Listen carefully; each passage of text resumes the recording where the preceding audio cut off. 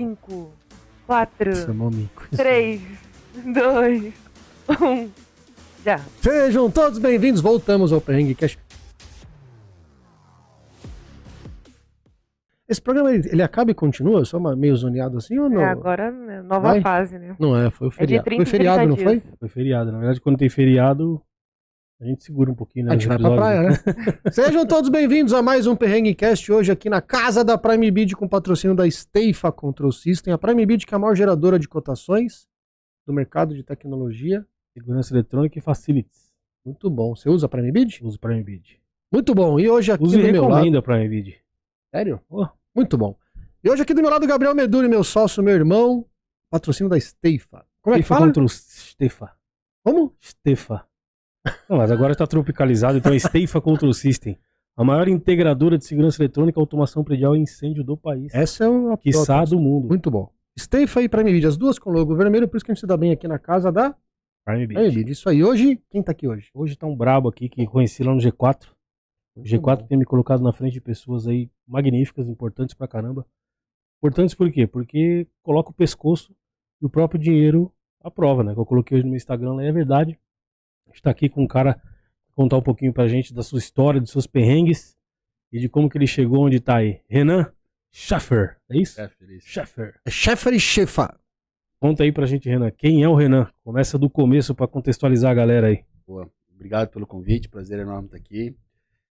Cara, Renan, 36 anos, casado, uma filha. Casou só uma vez? Vamos ver. Já é um cara normal. Os que aparecem aqui são todos Cara, eu tô com a anormais. minha esposa desde 2003. Coitada. Caramba. Ela vai pro céu, ela vai pro céu. Cara, já trabalhei, XP quando não tinha nada. Globo de Wall Street, assim, só faltava o anel voando. Não tinha produto, era só basicamente corretagem, giro de cliente. Fui trader de ações derivativos numa gestora lá em Floripa. Vim para São Paulo. Esse foi um perrengue, bem perrengue. E depois tentei empreender, quebrei. Isso foi em 2014. Abril de 2014 comecei a trabalhar numa fundação lá de Floripa, que era mais uma instituição de ciência, tecnologia e inovação. Até recebível da Venezuela eu tentei vender na Faria Lima. É uma história interessante.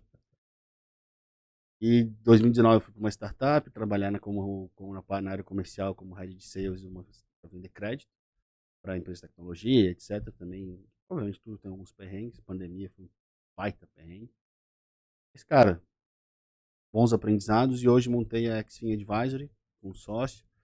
E a ideia que do nosso trabalho é justamente conectar pequenas e médias empresas as soluções financeiras do mercado de capitais e ajudar a levantar dinheiro para fazer com que as empresas consigam investir, crescer. Aumentar negócios, né? Aumentar negócio. Né? Cara, eu vou partir do primeiro perrengão, assim. Bom, somos empreendedores, né? 3 empreendedores aqui, cada um no seu quadradinho. A gente tem um quadradinho junto aqui nessa parada. Mas eu tenho um business de terceirização de serviços e investir nesse negócio capital próprio. E tudo tem fim, né? O dinheiro ele é finito para quem é pobre como eu. Para nós, réis mortais. E aí, cara, beleza, fui financiando a operação, tal. Chegou uma hora que pro negócio crescer, falei pra minha esposa, acabou a grana. Acabou a grana e tem demanda, o mercado tá consumindo, tem um relacionamento, etc e tal, e lascou. E aí chamei o banco, né, banco tradicional, banco caralho tradicional, uma merda, um inferno na terra. O banco te manda uma lista de tudo aquilo que você tem que apresentar de garantias pra ele te dar desse tamanho assim. Chorinho. Um Né? chorinho. Fui negociar com a esposa. Falei, olha, o negócio é o seguinte, ó, o business case aqui do caralho, comprando o nosso negócio. Aqui, ó, o apartamento alugado, carro, cachorro, papagaio, você, minha sogra, vai tudo pro buraco. Não vai. Ok, esse é o primeiro perrengue que eu vejo que eu queria que você escorresse sobre esse assunto. Pequeno e médio empreendedor, o cara não tem. O banco virou pra mim e falou assim, não, mas você tem uma puta história. Eu falei, eu tenho uma história como executivo, mas como empreendedor, minha empresa tem 1 ano. Cara, assim, a gente entende que para cada momento da empresa existe um perfil de dinheiro ótimo. Então, uma das coisas que a gente entendeu é que existe, de fato, uma simetria de informação muito grande entre as empresas e os bancos. Então, começa desde a padronização dos números até de fato, o perfil de garantia. O que a gente faz? A gente criou um produto nosso que é justamente para, ao invés de só mostrar uma foto fria dos números da empresa, a gente contextualiza, monta um relatório como se fosse um relatório de crédito mesmo, mostrando o filme da empresa.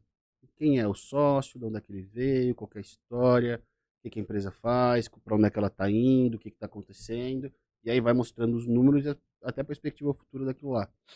Então, a gente teve um caso de uma empresa de 40 milhões de faturamento, aprovou 500 mil reais, pediu casa, cachorro, papagaio, tudo, e aí com esse relatório, a gente conseguiu aprovar 2 milhões e meio para o cara, com uma garantia só no recebível dele, uma trava de cartão relativamente simples.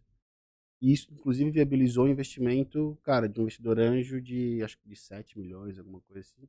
Então, só contando a história, contextualizando o banco, a gente conseguiu fazer 2 milhões e meio, e essa história também chegando no investidor, foi mais, acho que, se eu salvo engano, foram 7 milhões. A gente está falando de 10 milhões de novos dinheiros que chegaram na empresa só contando uma história.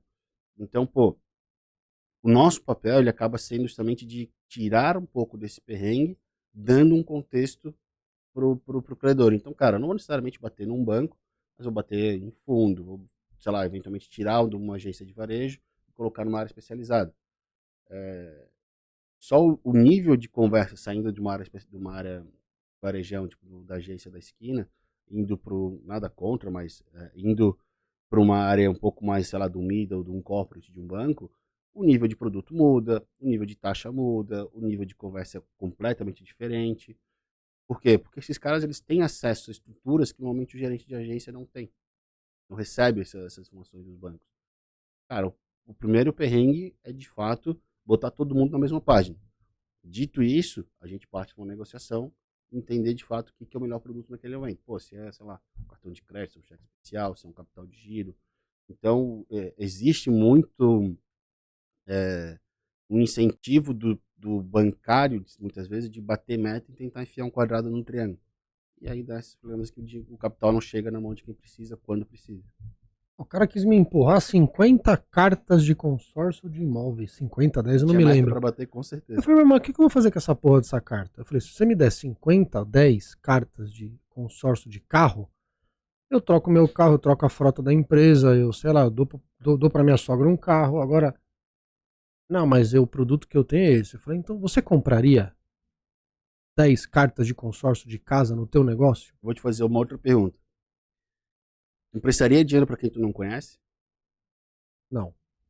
A lógica do banco é a mesma. Não, legal. Aí vamos entrar num. Eu sei que você tá ansioso aí pra tocar o pau também, mas Não, vamos lá. Tô Num só de CNPJ ouvinte. que eu tenho, minha filha é minha sócia.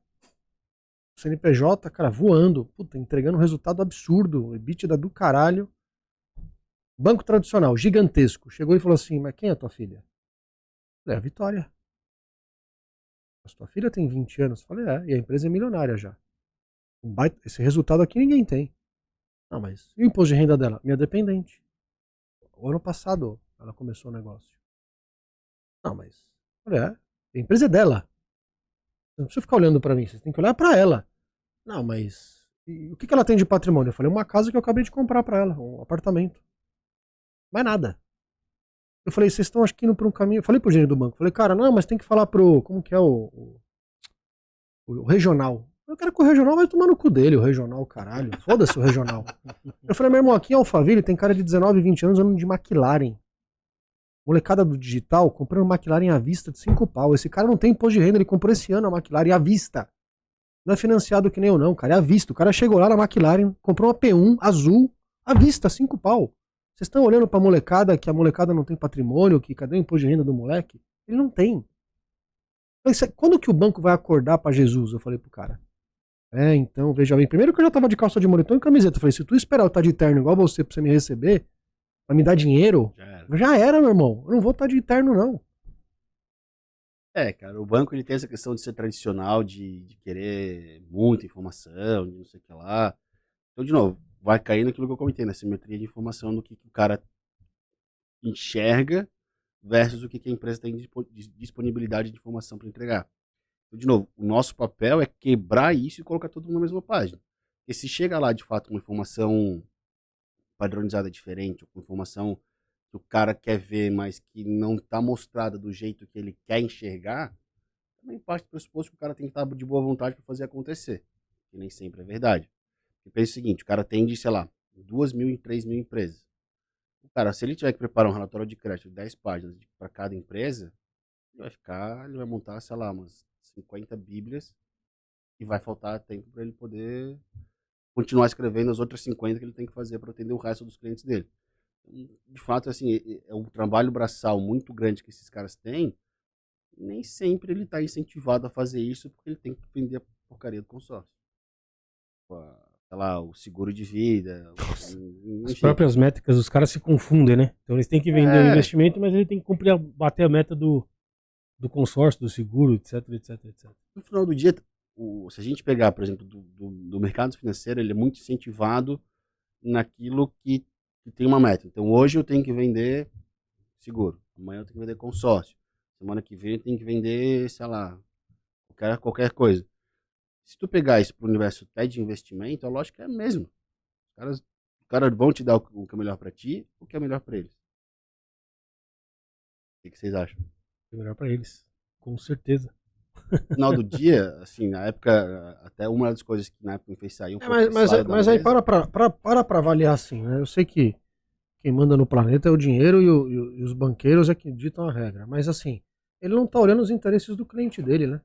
Quando ele olha só o interesse dele, é um business que só é interessante para ele. Razão essa que os bancos tradicionais estão desesperados, fechando agência todo dia.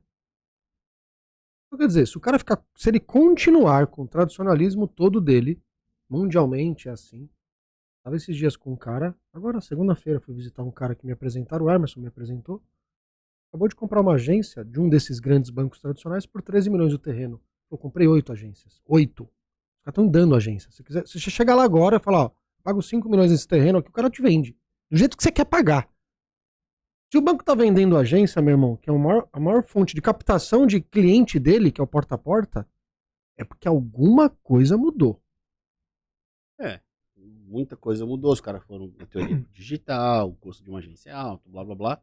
Mas, sim, concordo contigo. O alinhamento de interesses, ele nem sempre está do mesmo lado. É. Então, assim, hoje existem, sei lá, 1.700 instituições financeiras no Brasil. Todas têm a mesma premissa? Cara, quero acreditar que não. Então, pô, parte do nosso papel é fazer com que essas, não 1.700, obviamente, mas, sei lá, 200 te conheçam, te entendam melhor e alguma vai querer, de fato, estar alinhada no teu interesse e buscar um parceiro de longo prazo. Por exemplo, a gente tá fazendo uma operação para um cara lá do G4 e de um deal de cemitério. O cara, ele vendia, montava SPE e vendia participação nos SPEs ou trocava um pedaço por terreno. O que a gente fez? A gente buscou um parceiro para fazer o financiamento, para fazer uma operação de 20 milhões, para fazer, ao invés de ele fazer um cemitério de cada vez, a gente está fazendo 5 de uma vez, encurtando o espaço dele de 5 anos, 5, 7 anos, que ele faria em 5, 7 anos, vendendo picadinho, a gente está trazendo um cara grande para fazer em 2. Só que qual que é a lógica? Desse cara que a gente está trazendo, eu tô com todos os interesses alinhados, o cara inclusive tem interesse em ser sócio do negócio, e aí esse cara tende a ser um parceiro financeiro para financiar todo o crescimento futuro dele. Será que eu ia achar isso dentro de um banco? Putas. Alguns casos a gente acha que sim, mas não são todos que de fato vai do gerente que te atender, vai da área que te atender, enfim, tem N variáveis, mas tu tem que bater um pouco na porta certa, do lugar certo, na hora certa. Oportunidade certa, né? Cara, Oportunidade, esse são lance. bons projetos. A É. oportunidade certa, na minha cabeça, são projetos bons e bem desenhados. No final do dia, dinheiro tem muito, cara. A gente conversou, sei lá, com 1 zilhão de private bankings, de family offices, etc. Os caras olhavam pra gente assim, cara, o projeto é sensacional, me traz mais esse tipo de projeto. A gente começou a levar e começou a sair a operação. Então, pô, o segredo, de novo, tá em desenhar e colocar todo mundo na mesma página, a nível de informação, e bater um pouco, e conhecer um pouco das pessoas certas. Então, pô, eu tenho 15 anos de carreira, 10 conversando na Faria Lima, 12 conversando de Faria Lima, meu sócio tem 25 só de Faria Lima. Eu brinco Ele é que um ele Faria Limer. é o Faria Ele usa Lima. coletinho já. Colete. Parou de usar. Parou de usar. Parou de usar. Ele era diretor da tesouraria de um bancão, usava terno, não sei o que e tal, aquelas pirulas todas. Acho que para o coletinho não era muito a pegada dele. externo, gravata. Aí, cara, uma vez a gente foi numa reunião no banco que ele trabalhava com todos os ex-colegas dele. Acho que tinha uma operação, puta, sei lá, de 120 milhões. E aí os caras olharam pra ele assim, os colegas, ex-colegas, tudo de terno, não sei o quê, tudo com aquele bronzeado de escritório, e o meu sócio de tênis, calça jeans e camiseta, que tava até de polo no dia, mas moreno, tipo, de jogar tênis, e sei lá, aproveitando um pouco mais a vida, os caras olharam pra ele assim, caralho, não acredito que tu tá... Porra, eu saí do banco te fez bem, hein? Assim, existe vida após o banco. Exatamente. Tudo muda. É difícil, né? Agora, pensando do ponto de vista de empreendedorismo, né? Empresário. Eu convivo com alguns empresários e eu vejo algumas coisas que são interessantes, cara. São dois opostos muito, muito foda, assim, de lidar. Por exemplo, eu tenho gente que é empresário, parceiro, o cara tem dinheiro, o cara tem o capital para fazer o negócio dele, só que ele investe no negócio errado. Ele trabalha errado, trabalha mal o capital dele. E por outro lado, pirâmide. investe nas coisas erradas. O próprio negócio dele é meio roubado. O cara tem um cara específico que tá lá meio que por orgulho e não quer largar o osso. E por outro lado, a gente tem cara que tem bons projetos, mas não sabe e não tem acesso a como captar o dinheiro no mercado. Vamos pensar nesse cara que não consegue captar o dinheiro no mercado, que não consegue buscar esse dinheiro. Por N motivos, ou por falta de consciência de como colocar esse projeto lá que é o que você desenhou, como que ele contextualiza, para quem que ele apresenta, quem que ele liga, qual é o cara que vai dar um apoio para ele nisso, quem que ele pode confiar. Ou seja, até por o cara pensar, putz, eu não consigo, não tenho dinheiro para fazer esse projeto, então eu vou deixar quieto. Só que ele tem boas oportunidades na mão. A sua empresa, o que você faz hoje, o seu papel, ele faz sentido para esse cara que tem as oportunidades, tem o projeto e precisa acessar quem tem o dinheiro para investir. Certo? É isso que eu entendi do seu business, certo? Isso. Esse cara, para ele ter acesso a você, o que ele precisa, o que um banco, o que um investidor, o que uma empresa que vai colocar capital em algum projeto, olha mais, o que pesa mais nesse pacote todo. Né? Você falou, muitas vezes o cara vai olhar o histórico inteiro, vai contextualizar tudo. Só que, por exemplo, o cara não tem muito rastro de mercado antigo, mas o cara tem histórico, não tem muito rastro financeiro, né? Mas ele tem histórico de entrega, ele consegue comprovar projetos, tem um acervo, né, técnico, vamos dizer assim. Como o que as pessoas mais olham nesse caso? Porque o nosso mercado tem muito disso. Então tem muito projeto rodando, com boas margens, com boa lucratividade, mas o cara para enxergar, para conseguir ver a oportunidade, ele tem que estar inserido no contexto. Ele tem que estar vivendo um pouco aquilo, entendendo o que está rolando. E muitas vezes o que a gente vê é que as pessoas não querem entender muito. Então o cara do outro lado ele fala, putz, um vira dois, total, não interessa. É mais a conta de padaria que se faz. Só que tem muita coisa ali que pode escalar de uma forma muito rápida. O que os bancos mais olham? O que o investidor, o cara que por mais dinheiro mais olha assim? Que você fala, putz, isso aqui é uma boa oportunidade, isso é um bom negócio. Caso do cemitério. O que foi o que ele olhou ali? É só número? Se o cara tivesse se fosse uma puta oportunidade, mas o cara não tem esse rastro todo de mercado, haveria também o interesse no investimento? Cara, acho que muito vem da capacidade de execução do histórico das pessoas que estão por trás do projeto. Então, por exemplo, sei lá, o caso específico desse dia do cemitério, ele tinha um histórico de execução grande, ele já tinha feito consultoria para, sei lá, 90 cemitérios, e ele tinha, acho que operando, acho que 5 cemitérios, alguma coisa do tipo.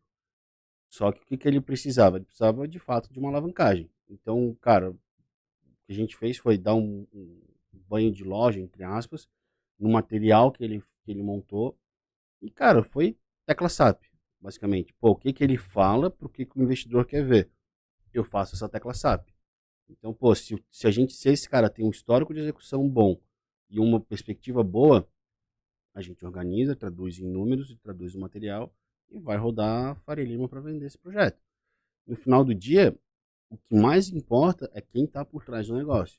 Então, pô, se o Gabriel tem um histórico de execução, se vocês têm um histórico de execução bom, pô, comprovado por, sei lá, N fatores, mas que seja uma empresa que está começando, cara, é viável levantar dinheiro. Não vou levantar dinheiro no banco, porque o banco tem algumas políticas que são mais, vamos chamar de restritivas, mas ele tem algumas Engessadas, políticas né? Talvez. Tipo, não empresta para CNPJ abaixo de 12 meses, coisa do tipo. Mas, assim, se eu for levar para fazer uma operação estruturada, tipo, num fundo de investimento, num family office, alguma coisa do tipo, talvez consiga botar de pé.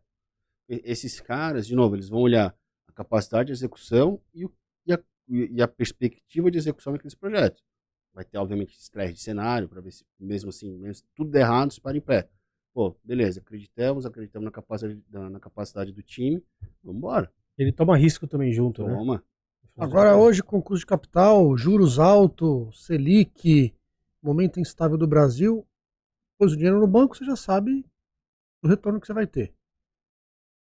O investidor, ele quer remuneração do capital de que forma hoje? Qual a média hoje ideal para o investidor? Cara, vai muito do perfil de projetos. Por exemplo, projetos de crédito que tem um perfil um pouco mais arriscado. A gente está falando, sei lá, de 20 e poucos por cento ao ano, 20, 25% ao ano, custo de crédito. Sim.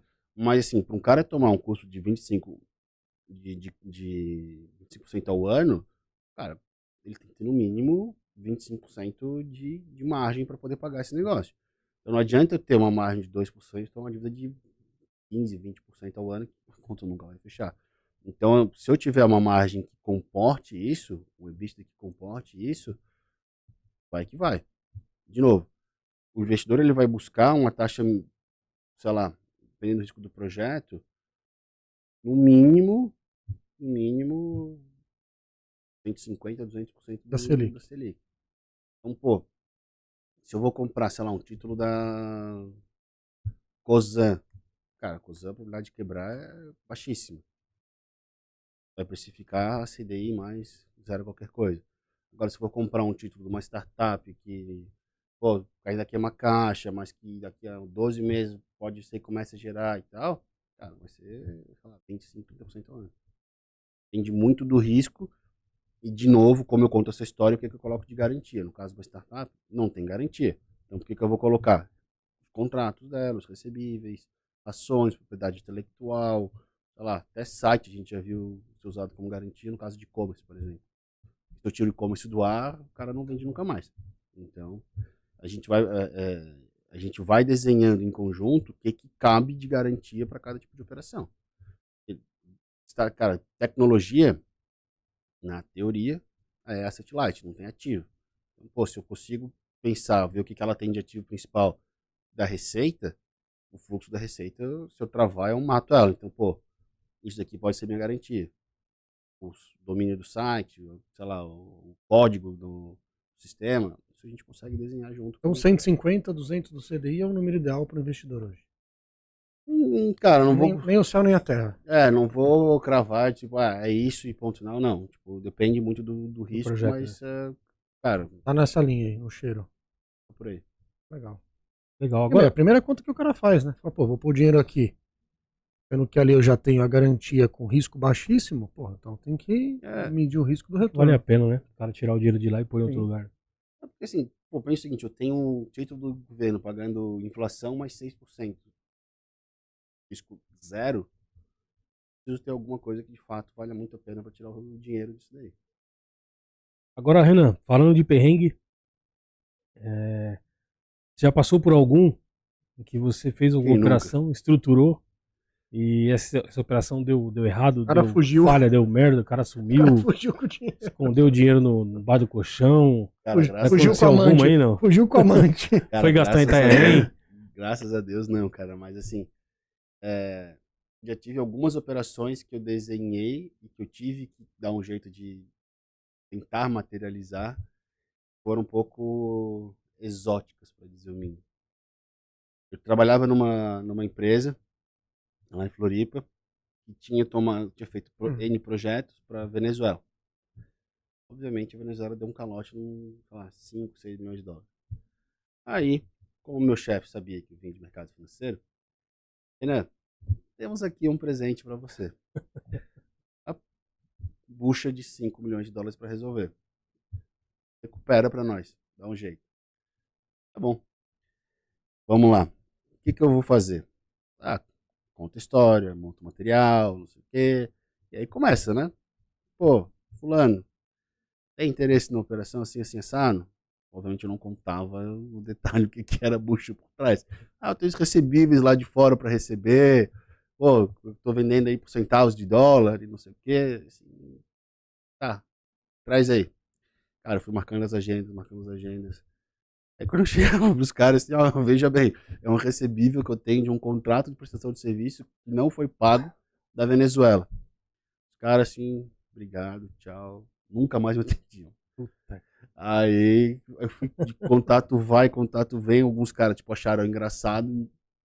Graças a Deus, os caras hoje em dia me atendem de volta, mas assim, os caras, naquela época foi meio foda.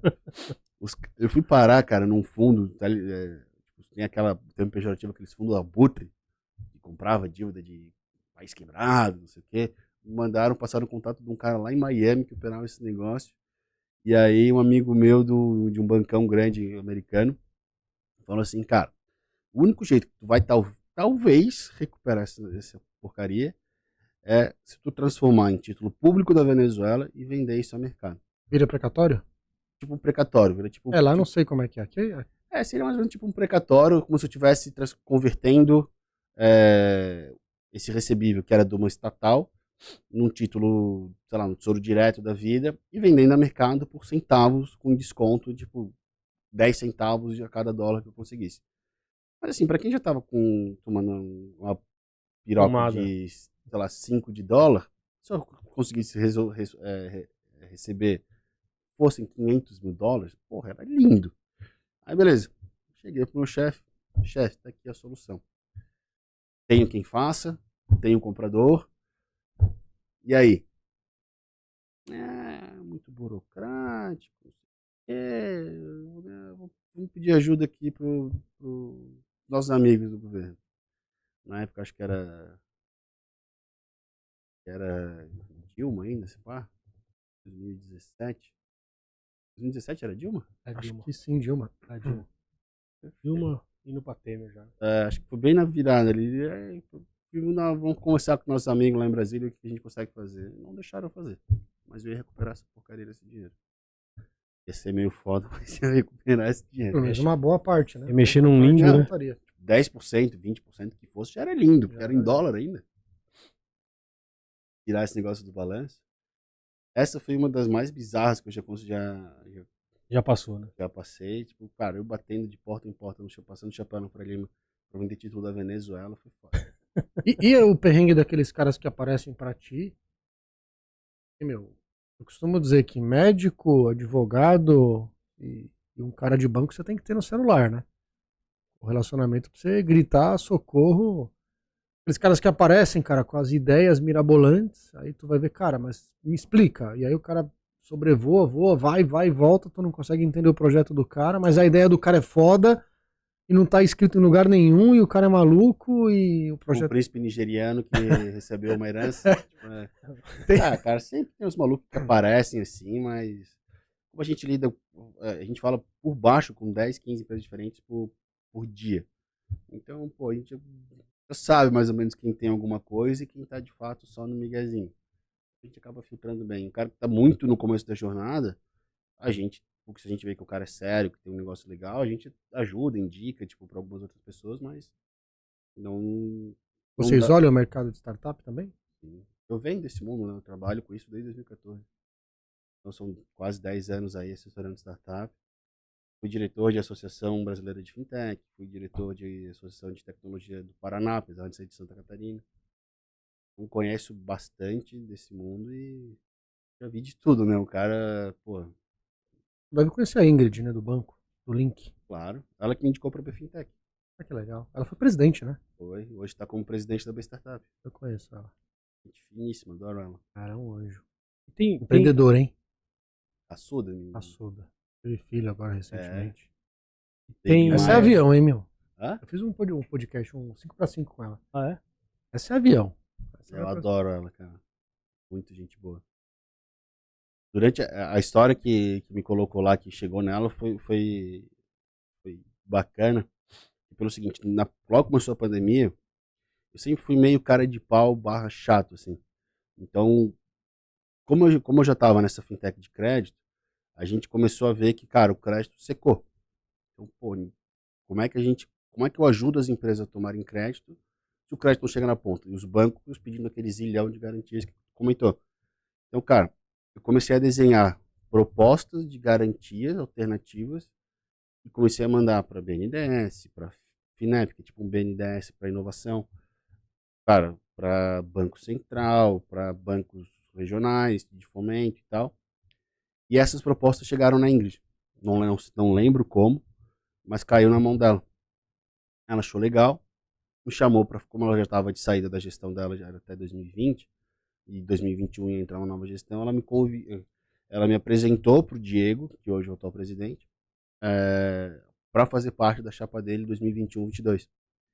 E, cara, bateu o santo, fui e tal.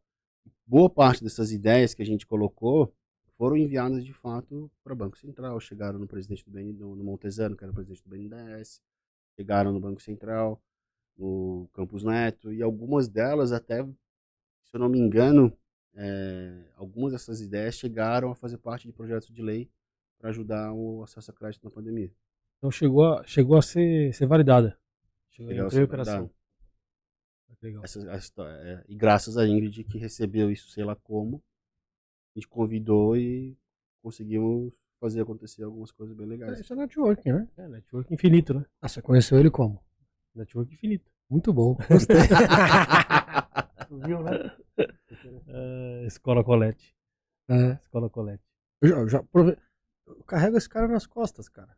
Porra, é foda. Empreender com esse cara é do caralho. Que é aquela história que você arruma um sócio e arruma trabalho dobrado hoje. O cara fala assim, dá trabalho trabalhar. Ele fala. Dá trabalho pros outros, né? É muito louco. Agora conta aí, alguém já sumiu com a mala de dinheiro? Cara, assumir com mala de dinheiro não, mas a gente teve uma situação. Esse deve ser um perrengue, porque você é o cara que valida o projeto, ó, liga a tecla SAP, conecta com o cara que tá com a bocona desse tamanho pra pôr grana, cara, e reza todo dia pro cara entregar o projeto. É. Entre aspas, né? Entre aspas. Porque você quer de novo aquele cliente tomando Sim, mais crédito, né? Claro. Assim, a gente teve um caso que a gente foi contratado por uma empresa para fazer a captação de novos recursos para financiar o crescimento deles. Beleza. Esse era o escopo inicial do contrato. Fechado. Primeira e segunda reunião, a gente já percebeu que não era bem aquilo. O cara estava numa situação ruim, a empresa estava indo mal, tal, não sei o quê. Tá. Virou uma renegociação de dívida com os bancos. Aí, beleza. Já primeiro BO foi aí. Segundo BO, a gente chega para os bancos. Cara, veja bem, a gente está vindo aqui com um prazo antecipado para pagar, para renegociar, com toda a historinha de boa fé e blá blá blá. Usamos da nossa credibilidade também, né? Do nosso nome. Do nosso jogo, cara, credibilidade é essencial. E aí, beleza. Isso foi acho que numa quinta-feira, que a gente montou 3 bancos na mesma sala, foi renegociar todo mundo junto. Na terça-feira, meu sócio de férias na Disney com a família, o cara da empresa liga pra ele, não vou ter o dinheiro pra pagar na sexta-feira, parcela. Cara, como assim, velho? Ah, porque as vendas deram errado, não sei o que. Assim. Porra, aí tu me faz usar da minha credibilidade, do meu nome, pra botar 3 bancos, 3 caras sênior na mesa, pra renegociar o negócio com 60 dias de prazo, tu não vai pagar o cara na sexta-feira? Aí, cara, deu um puta BO. Sei lá se o cara entrou no RJ, não entrou, mas. Enfim. Não sumiu com a mala de dinheiro, mas, cara, foi uma situação. Não pagou o dinheiro. Não pagou. Isso dá descredibilidade fodida, né? Cara, assim, graças a Deus a gente conseguiu contornar, mas assim, a gente rompeu o contrato com o cara. Entende os riscos do negócio. Todo mundo entende, né? Os riscos do negócio. É que assim, é que não foi claro. Não foi claro desde o começo. Então, pô, se o cara. Eu consigo fazer meu trabalho a partir do momento que a pessoa passa a informação correta e apurada. Então, pô, se tu começa a omitir coisa pra mim e eu não sei de tudo que tá acontecendo, eu não posso te ajudar. É a história do cara que esconde do advogado, né? Pô, vai esconder do advogado, esconder do teu médico? Acabou, né? Já era, velho. Não tem como o cara ajudar se o cara não se dá a informação completa. Possível. Agora, a gente falando de empreendedorismo, né? De Renan aí como pessoa que escreveu essa história até aqui. Como que você chegou onde está hoje?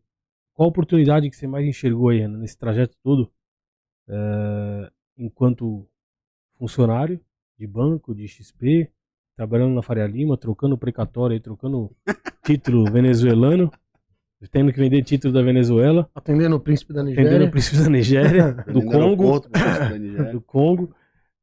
Qual oportunidade você enxergou para você falar, putz, vou virar a chave, aqui tem uma oportunidade, vou sair do que eu tô fazendo hoje, agora eu vou fazer essa atividade que eu tô fazendo, que você tá fazendo agora, né? Cara, assim, eu nunca trabalhei em banco, na verdade. Eu trabalhei na XP de 2008 a 2012, trabalhei num fundo em 2012, vim para São Paulo em 2013, trabalhei numa corretora. Empreendi em 2014, quebrei. E em 2014 fui trabalhar na dona desse dinheiro da Venezuela. Fiquei 5 anos, depois fui para uma startup de crédito. E assim, eu entrei lá, a gente atendia pessoas de pequena e média empresa de tecnologia. Então tinha um modelo de crédito que a gente conseguia usar o próprio contrato que a empresa tinha como lastro e conseguia emprestar dinheiro para os caras. Só que eu entrei fazendo cheques de, sei lá, 3 a 5 milhões por operação. Quando eu saí, o modelo de negócio mudou, pulverizou, eu estava fazendo cheque de, sei lá, 50 mil reais. Eu não precisava ter um cara pensando, estruturando a operação, o cheque grande, blá blá blá, negociando tempo, condição e tal. Era muito, cara, pulverizado, tipo maquininha de venda, sei lá, mídia social e etc. Então assim, pô, não gosto de fazer isso, cara. Fui perdendo tesão, negociei com os caras, hoje os caras são meus amigos, continuam sendo meus amigos, foram clientes por um tempo, mas, pô, vou fazer uma transição, vou montar um negócio para mim. O que eu gosto de fazer? Pensar em soluções que vão casar de fato com aquilo que a empresa precisa. E da FIT, né? Tem que dar fit, cara, porque no final do dia, pô, a alusão acho que do médico, ela é boa, e pelo seguinte, tu tá com um problema, tu sabe qual é o teu problema? Não, tu vai no especialista. Então, cara, é como se a gente fosse um médico para ajudar a resolver o problema financeiro da empresa. Só que assim, o meu papel vai ser muito desde o psicológico, de ouvir o que o cara tá passando, de ajudar o cara na física, na jurídica. E vários clientes a gente acaba virando amigo mesmo. O cara do cemitério, Diego, foi um deles, inclusive. E aí a gente vai ajudando e desenhando as coisas mais sob medida. Então, cara, assim, eu gosto de parar para pensar um pouco no que dá para fazer e queimar um pouco de neurônio. Porque ficar naquele negócio, tipo, porra, meio que robotizado, assim, cara, bota um chat GPT pra fazer, pra falar lá o Google e... Chatbot lá já é. deixa o cara vender, que vai ser mais eficiente do que eu. Uhum. Agora, para fazer um negócio diferente, que de fato tenha que pensar, desenhar um negócio mais estruturado, mais robusto, isso sim é mais legal. Pra mim, pelo menos. Então, pô, como é que eu vou fazer, sei lá, a empresa do Gabriel sair de 50 para 5 milhões, sei lá. Pô, precisa de uma solução financeira que dê apoio nisso daí. Então, cara, vamos ter que pensar em alguma coisa que de fato te dê suporte para fazer essa caminhada. Um pouco disso que a gente faz. E você chegou nesse entendimento, nessa brisa, nesse outro emprego anterior, falou, preciso sair e vou montar o meu. Cara, eu sempre quis trabalhar em banco. Só que, tipo, morando em Floripa, o mercado lá é muito pequeno. Então existem, sei lá, 3, 4 gestoras de fundos. E aí são as agências tipo de varejão normal. Então não tinha um banco de investimento. Faria Lima só existiu uma e ponto Acabou. final. Então, assim, eu comecei a namorar muito cedo. Quis ficar perto da minha família também. Eu tive uma experiência em São Paulo, que foi, eu brinco que foi aqueles work experience em São Paulo. Eu fiquei 6 meses aqui, sei lá, 4, 5 meses aqui. E voltei para Floripa, porque eu fui contratado para fazer um negócio. Eu ia começar dia 1º de abril, dia 31 de março, um domingo, o cara que ia ser meu chefe me liga: Renan, veja bem, o projeto que a gente ia tocar, cara, não vai rolar, vai responder para outra pessoa e fazer outra coisa. Então, eu fui contratado para fazer o quê? Vocês manjam de bolsa, essas coisas assim? Só a bolsa que eu carrego da minha mulher no shopping.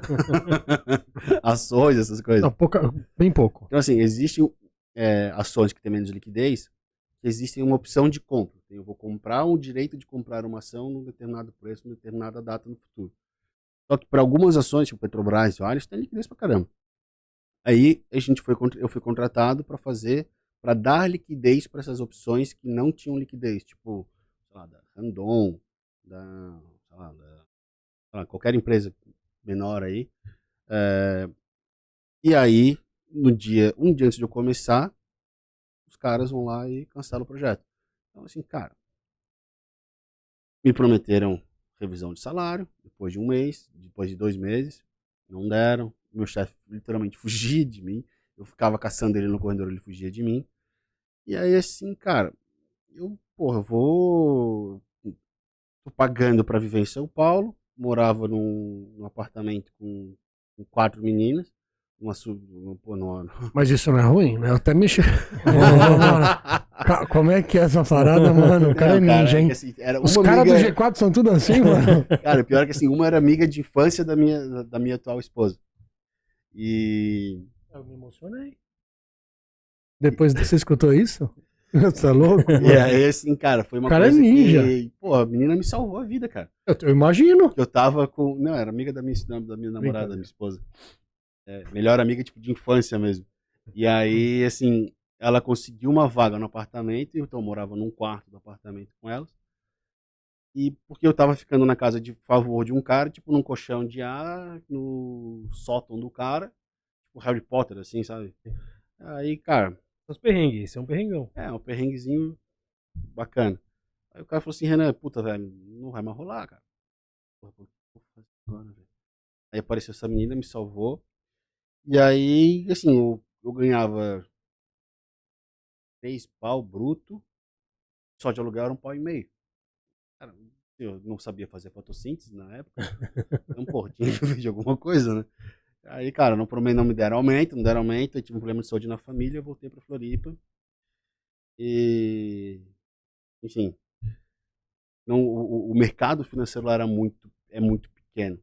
Então, acho que eu sempre tentei buscar formas de estar próximo do mercado financeiro, mesmo estando longe. Uhum. Então, nessa startup que eu trabalhei, por exemplo, tem um monte de gente da Faria que vinha da Faria Lima, que tinha trabalhado em banco e tal, mas conhecia bem menos gente do que eu conhecia vindo de Floripa.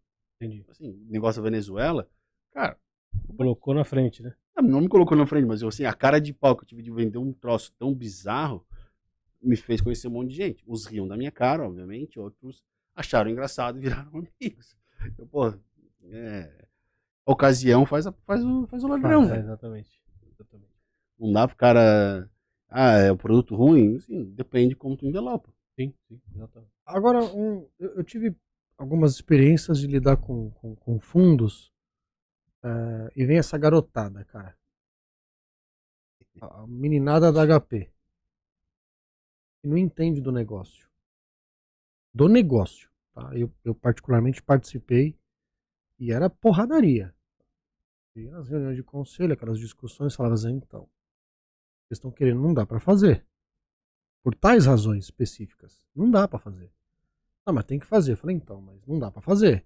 Aí tu vai negociar com um garoto de 20 e poucos anos, que tem uma HP, que veio lá de Stanford, que veio de Massachusetts, Birigui.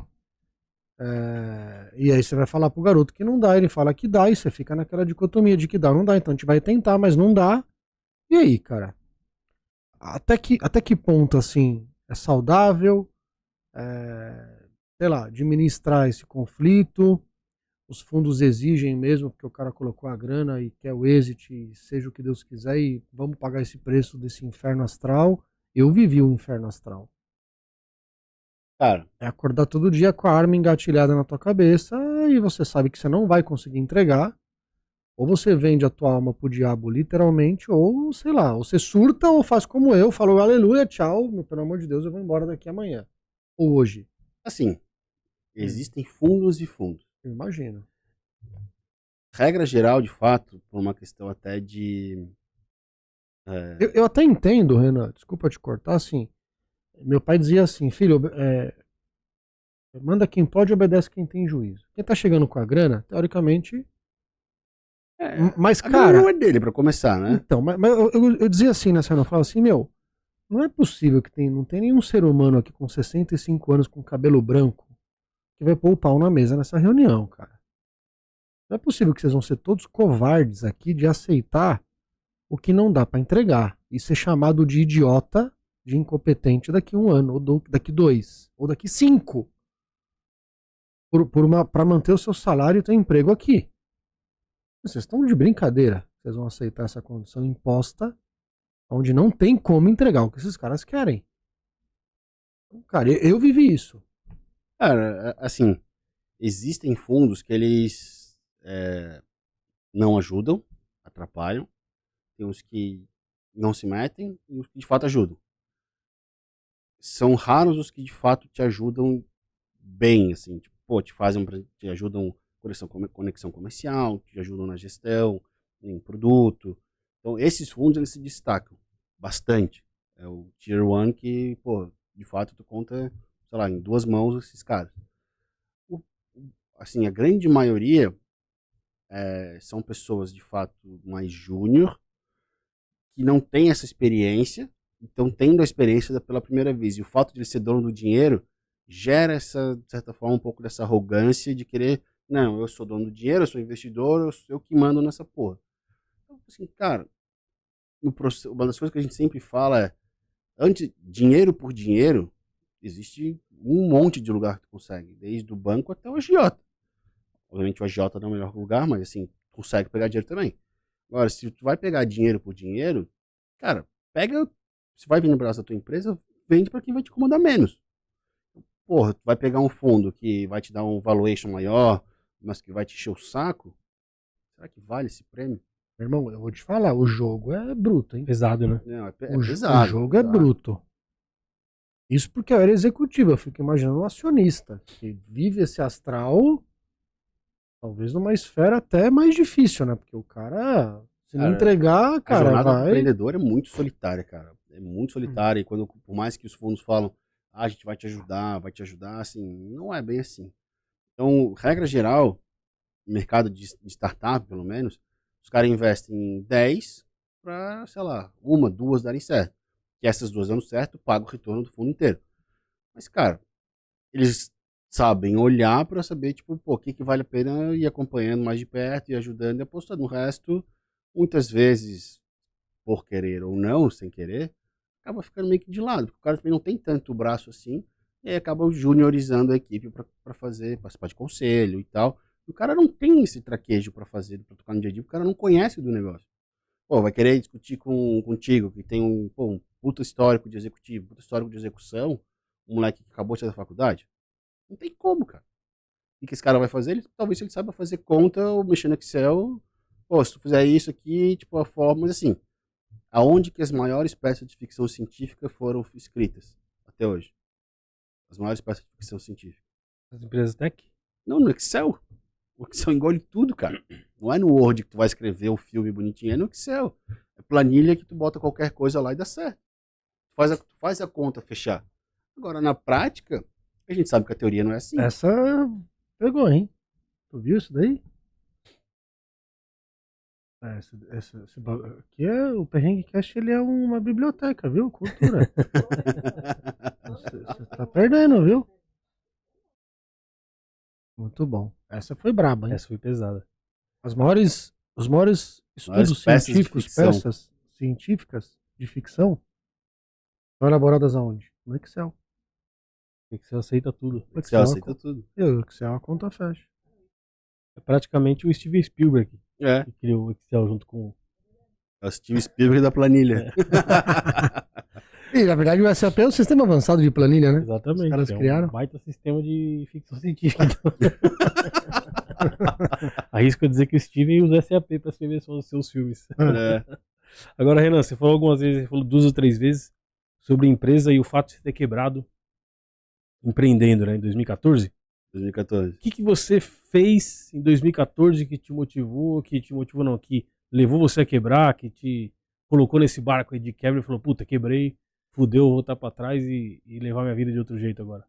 Cara, assim, eu tinha recém voltado de São Paulo e fui montar uma consultoria de investimentos, que era o que eu sabia fazer. Eu era analista certificado, podia legalmente falar qualquer abobrinha sobre investimentos. Então, cara, juntou eu, tinha certificação, um outro amigo que também manjava de alocação e um outro cara que tinha os clientes. A gente, cara, investiu, montou marca, montou escritório, contratou equipe, papapá, e começou a fazer as coisas acontecerem. Só que, infelizmente, um dos sócios que tinha carteira de clientes, ele teve um problema de saúde, sei lá o que aconteceu com ele, que ele acabou não conseguindo trazer os clientes. Então, toda a reserva que eu tinha vendido um carro para botar esse negócio de pé, era, como diz, um Fiestinha lá por, sei lá, 20 mil reais, 30 mil reais, era o que eu tinha. Então, cara, eu vou botar aqui, vou botar o meu dinheiro, vou operar o meu dinheiro, vou botar o meu dinheiro para pagar funcionário e vamos embora. O outro sócio também botou uma grana para ajudar a custear algumas coisas e vamos embora. E foi, deu, cara, 4 meses, 5 meses, não vinha cliente, e assim, cara, vou gerar. Eu sabia fazer fotossíntese, então, porra. Cara, reserva acabou. Aí, um belo de um dia, o cara vira pra gente assim, galera, não dá, não consigo, tô, sei lá, em depressão, sei lá o que aconteceu com o cara, vamos ter que estopar esse projeto. Eu olhei pra cara dele assim, porra, agora que tu me fala? A gente tá aqui gastando dinheiro, fazendo as coisas acontecerem, e agora que tu fala pra gente? Aí, cara, destratamos tudo. Só que além de ter gastado a minha reserva, eu ainda saí devendo para outro sócio que tinha gasto uma grana para montar escritório e tal. Então eu levei mais, sei lá, 2 anos para pagar o cara. E aí paguei tudo, graças a Deus. O cara, inclusive, hoje é meu amigo. Mas foi uma experiência que, pô, me ensinou bastante no sentido de pensar um pouco e planejar um pouco melhor antes de entrar em qualquer coisa. E a gente foi muito naquela emoção, pô, vamos fazer, pô, a gente é bom, tal, vamos lá, não sei o quê. Eu tinha, sei lá, 27 anos, 28 anos. Então foi naquele ímpeto de querer fazer acontecer e a gente viu que não era tão assim. Então, cara, não foi um quebrar, não quebrei feio, mas me machucou, assim, me marcou e fez eu começar a pensar melhor um pouco nos próximos passos que eu tive que tomar na minha carreira.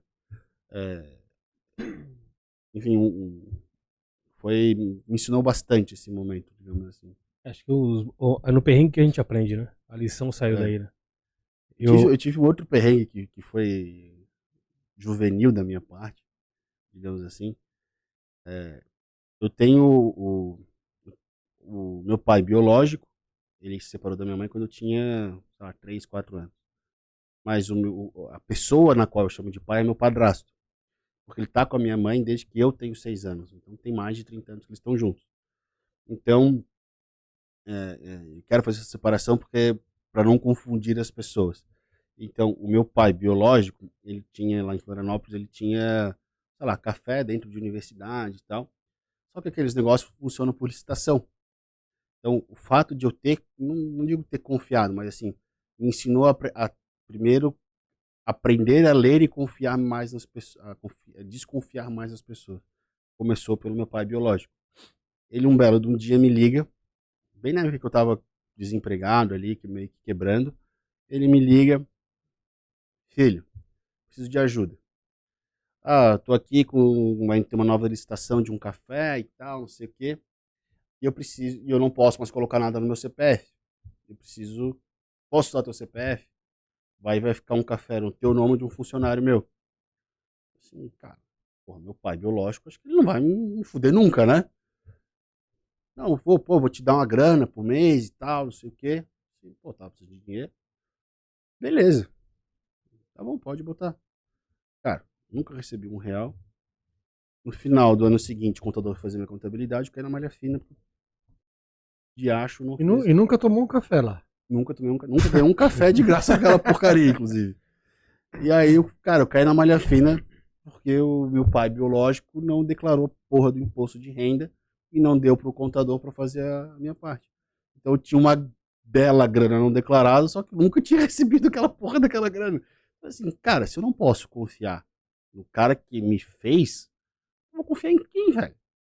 Então, pô, acho que esses dois perrengues, assim, o fato de ter quebrado, entre aspas, mas foi uma coisa, tipo, muito próxima da outra, numa linha temporal, me fez repensar um pouco de como encarar o jeito que eu confio ou desconfio das pessoas. Fazer uma nova leitura das coisas. É. Né? Já dizia o Cartola, né? O mundo é um moinho, né? Porque no final das contas, você vai, o bolo vai vir, você vai se embolar com quem você menos espera. Eu tive uma situação parecida também, passei por uma experiência parecida com um familiar e é bem complicado administrar isso. Realmente dá um choque, você fala, putz, não dá pra confiar mais em ninguém. Então. Nunca mais falei com ele. E eu acho que mais do que isso, que no final das contas você passa a desconfiar de todo mundo. E pra você começar a ganhar confiança de novo demora. E às vezes é pessoa que você pode confiar, mas demora muito tempo pra entender que ali você pode confiar. Né? É. Então é difícil reverter isso depois. Mas, show de bola. Eu até tive uma conversa ontem pegando o gancho que você falou aí sobre você sabe, você conhece, você tem a manha, vamos montar uma empresa aqui, vamos fazer o negócio rodar e vai dar certo e deu merda. Eu até falei com o meu moleque ontem sobre isso. Tem um filho de 13 anos e ele entrou música que ele vai fazer site porque ele é bom, porque ele conhece, tá aprendendo e tal, e tá nessa pira. Falei, puta, Theo, do cacete você manja mesmo, e ele é muito atirado, né? O moleque faz mesmo, vai, sai vendendo. E anunciou, ele falou, pai, vendi o primeiro. Só que eu acho que eu não sou tão bom o suficiente pra fazer o site que ela quer. Eu falei, não, Theo, você não precisa ser bom o suficiente pra fazer o site que ela quer. Você precisa ser bom o suficiente pra entregar o resultado que ela precisa. Se o seu site vai ser bom, não importa, mas vai entregar o resultado que ela precisa. E putz, eu não tinha pensado nisso. Então, assim, às vezes é você olhar pra uma outra ótica e no final das contas você não precisa ser bom o suficiente. Você não precisa ser bom pra cacete. Tem que entregar o resultado, cara. E às vezes nem sempre os melhores naquilo que fazem entregam os melhores resultados. E eu vivo isso na pele no dia a dia. Tem pessoas na empresa que são bons pra caramba e falam, caraca, esse cara é foda. Aí você vai ver o que ele entregou, ele é muito foda. Você sentar com ele, conversar, você tem a visão clara de que o cara conhece e sabe o que tá fazendo. Mas o que ele entrega pro restante da equipe, pra equipe, e o que ele contribui, não tá à altura do cara que ele é. Então é muito mais importante a gente se preocupar hoje com o valor e o resultado que a gente está gerando do que simplesmente se preocupar em estar se autoconstruindo como uma pessoa muito foda que conhece muito do assunto. Então essa é uma lição que eu também tive. Você falou agora, me puxou esse gatilho e até linkei com esse papo que eu tive ontem com meu filho, que foi do caralho, a hora que ele falou isso. E ele saiu já fazendo, pensando de uma outra forma. Eu falei, caraca, mas eu falei pouca coisa pra ele, né? Então assim, ele tá muito mais isento de julgamento, assim. Então ele ouve com um pouco mais de calma e um pouco mais de atenção e mais atenção e já vai agir, nessa né? época, nessa idade, a criançada é uma esponja. Mas absorve aprende melhor. bem, absorve melhor. Assim, eu tenho uma filha de 2 anos e 9 meses. Cara, uma das coisas que eu quero, se eu tiver condições, é ensinar elas justamente isso. Pô, quer fazer alguma coisa? Cara, vai, faz, a gente tá aqui pra ajudar, ensinar e vambora. A idade de fazer isso é agora, né? É agora, cara. Tá certo mesmo. Show de bola. Agora, ele tocou num ponto legal, que eu sempre cito aqui. O cara é empreendedor, conhece o negócio, tem autoridade absoluta no assunto investimentos, foi lá, arrumou sócio do caralho. Meu irmão, mas tu não vender, se não vender, meu, tá fudido, tá morto. Quem não vende, tá morto. De dinheiro é nota fiscal de cliente, cara. Quem não vende, tá morto. Eu falo assim, ó. Ah, mas eu tenho uma ideia, eu fiz isso, captei recurso, puto, o produto tem demanda. Tá, quem vai vender isso aqui? Quem vai tocar isso aqui? Não vai, se não tiver alguém. Aí é que entra a perspicácia e a expertise de um cara comercial. Cara, tava falando com um amigo hoje, inclusive, ele desenhou ele é um cara de um fundo, ele criou um produto muito parecido com o que eu vendia nessa startup que eu trabalhei, que é um crédito baseado em recebível, revolvência, blá blá blá, para empresa de tecnologia. Só que aí ele começou a ficar assim, pô, mas eu não sei se o produto é bom, se vende e tal, não sei o que, assim, cara. Não é qualquer um que sabe vender dinheiro caro no mercado, velho. tem que ter a manha, né? Pô, tem que ter a manha. Então, assim, a gente, durante a pandemia, eu entrei nessa empresa em 2019, a gente tinha uma carteira de crédito de, sei lá, um pouco menos de 40 milhões. Eu saí em 2021 e deixei uma carteira de 200. Obviamente, não fiz tudo sozinho. A gente construiu um time que chegou a ter, sei lá, 15 pessoas durante a pandemia. Mas, cara, a gente fez um puta resultado com um time... Enxuto até, né? Enxuto, 15 pessoas não é um time enxuto, mas, porra, era um time, cara, o perfil do time que eu montei, eu preconizei algumas características. Eram os caras que eram os PHDs, os Poor, Hungry and Desperate to Get Rich, os pobres, famintos e desesperados para ficar rico. Então, assim, cara, eu peguei um monte de moleque novo que queria uma oportunidade de mudar a vida e ganhar dinheiro. Cara, dito e feito, os moleques eram uns aviões. Todo mundo querendo ganhar dinheiro pra porrar, cara, fazer diferença, mudar de patamar de vida. E não deu outra, cara. Deu muito certo. Então, pô, era um produto. Eu contratei uma galera que não tinha a menor ideia do que era o mercado financeiro, crédito, menos ainda. Então, eu preconizei muito o perfil do cara que eu queria ter, essa gana de ganhar dinheiro, de vender, e sabia já lidar com o cliente. E a gente foi capacitando ao longo do tempo. Cara, deu muito certo. Muito certo. Foi uma puta experiência que a gente teve. Muito bom. Animal, né? Show de bola, cara. Pô, na Animal. pandemia foi divertido, cara. Montar esse time aí com... A pandemia foi assim, primeiro trimestre, beleza, funcionou a maquininha de crédito. Segundo, terceiro trimestre, secou, não saiu mais R$ 1. Quarto trimestre, a gente bateu o recorde, assim, a gente cresceu 500% a receita da empresa em 2 trimestres. No primeiro e no último. Graças a essa molecada que a gente botou pra dentro. E animal, cara, que a gente fez. Show de bola. Agora a gente vai se aproximando do fim.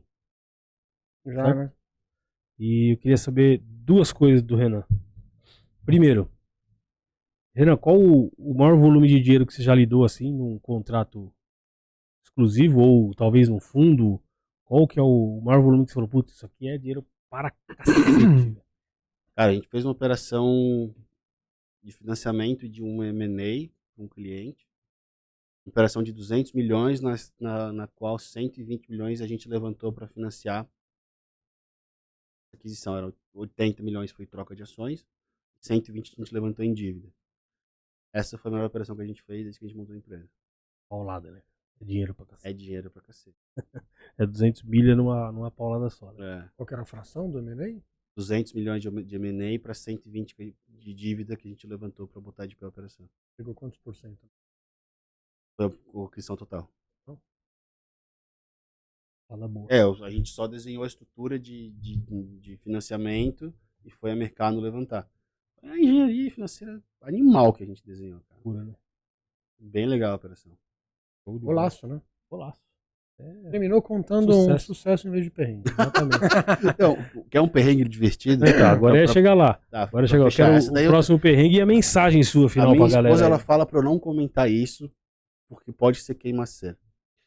Mas, cara, Pode ser o quê? queimaceira pra mim.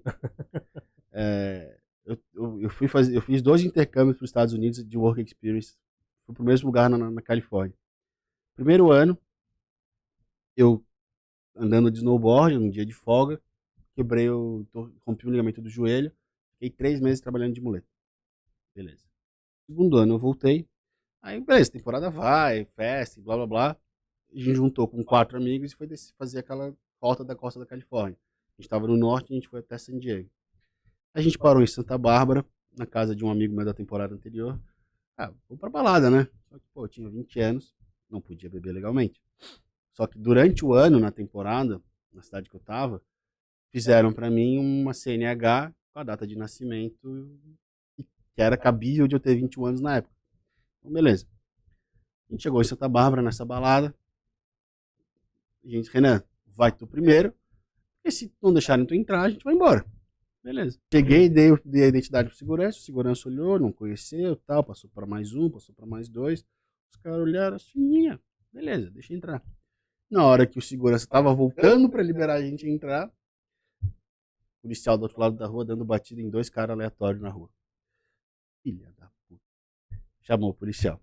Eu bebaço já, puta. A gente já tava fazendo esquenta, já tava todo mundo bêbado. E aí o policial me chama. Veja bem e tal, não sei o quê. E eu... Eu sou o Renan, porra, do Brasil. Pois é, assim, pô, tá Tu aqui, conhece ó, o Brasil? meu cartão de crédito, minha CNH, não CNH não. Brasil, Neymar. Não, na época eu não tinha Neymar, era 2007 isso. Cara, dei cartão da Unimed, cartão do... Tudo que não tinha minha data de nascimento original, eu dei. E eu discutindo com o policial bebaço. Nunca fui tão fluente na minha vida, eu acho. Mas aí o policial olha pra minha cara assim, cara, enchi o saco, me dá a tua identidade, eu disse, não, eu vou te levar preso. Eu olhei pra cara assim, fiquei branco, dei a identidade original pra ele assim, cara, sinto muito, mas vou ter que te dar uma notificação pra ir pra corte. Beleza.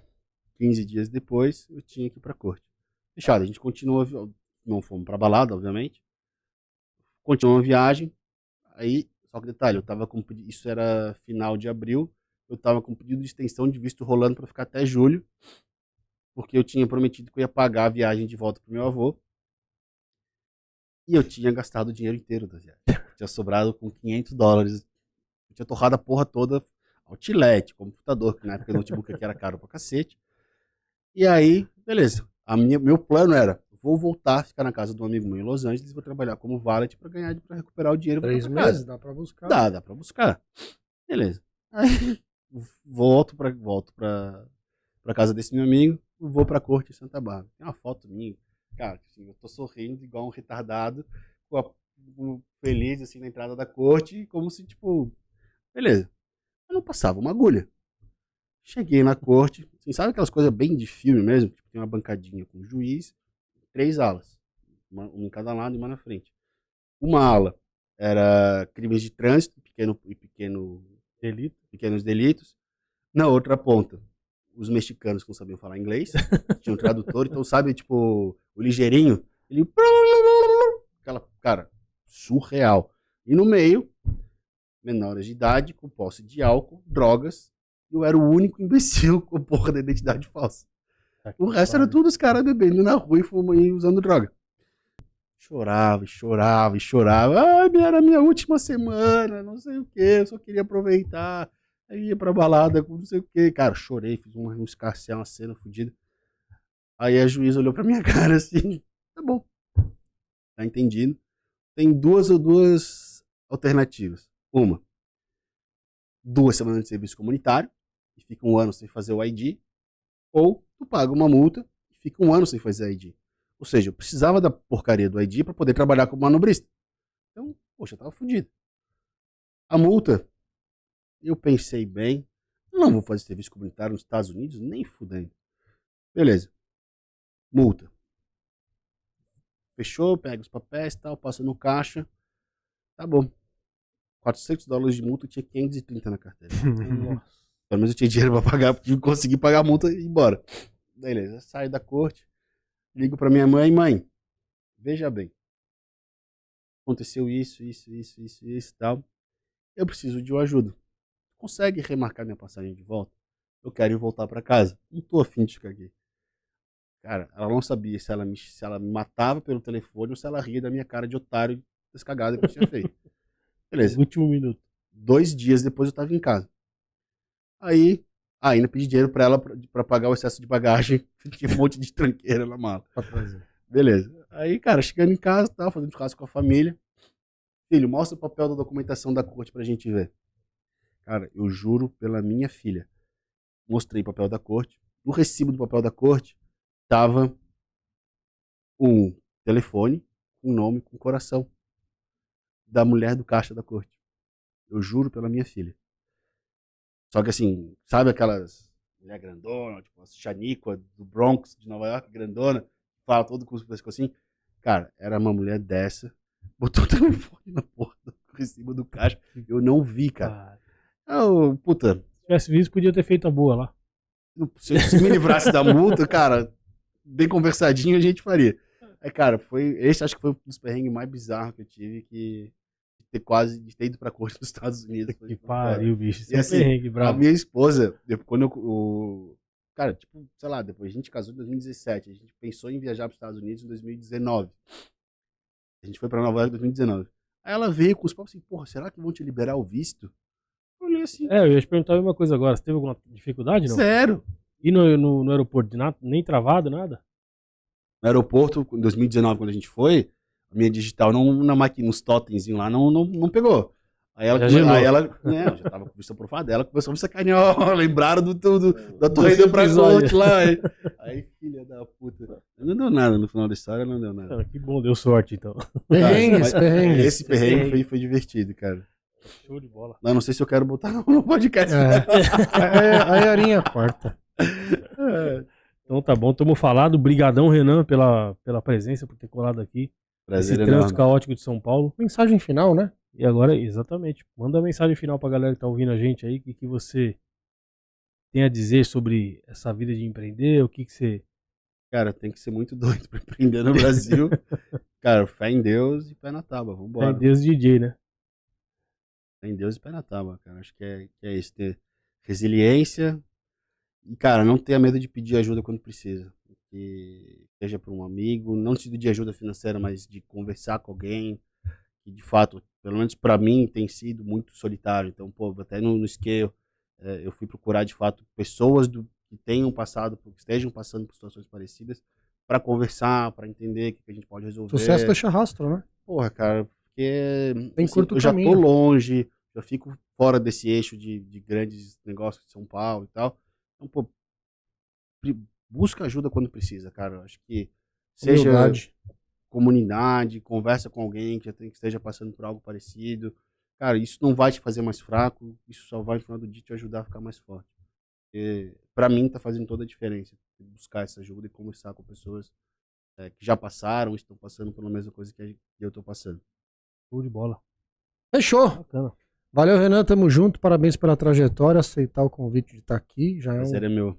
um bagulho muito louco pra gente. Trazer grandes empreendedores. Um tema distinto, né? Que muita gente, pouca gente Exatamente. conhece, né?